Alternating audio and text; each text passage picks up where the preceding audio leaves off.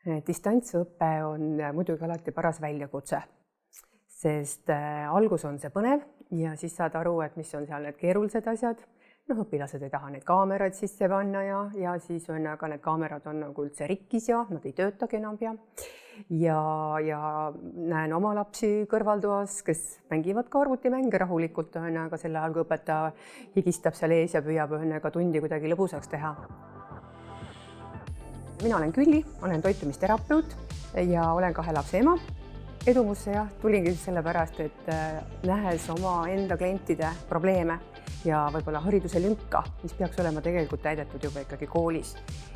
Mul on siiras soov, et kõik õpilased koolis saaksid juba selle elementaarse hariduse, toiduhariduse, ehk et aru saada sellest, et see toitumine, mida me iga päev siis söömisena 3 korda päevas või rohkemgi teeme, et see tegelikult on täitsa nagu õpitav ja bioloogia on just täpselt see, kus võiks olla nagu need põhiteadmised, mis saadavadki meid kogu elu.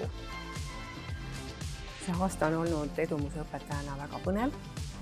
See on olnud alguses täis sellist ootusärevust ja ikkagi hüppamist täiesti tundmatusse vette. Neid koolitusi ma olen alati pikalt oodanud, et ühelt poolt juba kohtuda selle laheda seltskonnaga, kes me siin kõik õpetajad oleme, ja ka koolitajad, et peale seda koolituspäeva nad ei pea nii palju uutest mõtetest pungile, et mõtled, et nüüd ma lähen teen jälle, proovin kohe kõik järgi, mida just sai nagu õpitud, et see on meeletult motiveeriv.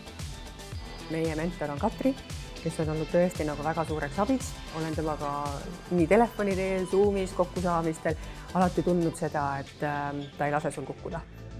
Et sa võid natukene langeda, mis on täiesti okei, siis see panebki sind rohkem pingutama, aga selline tugi ja selline turvatunne on täiesti olemas. Tule sinagi oma põhitöö kõrvalt õpetajaks.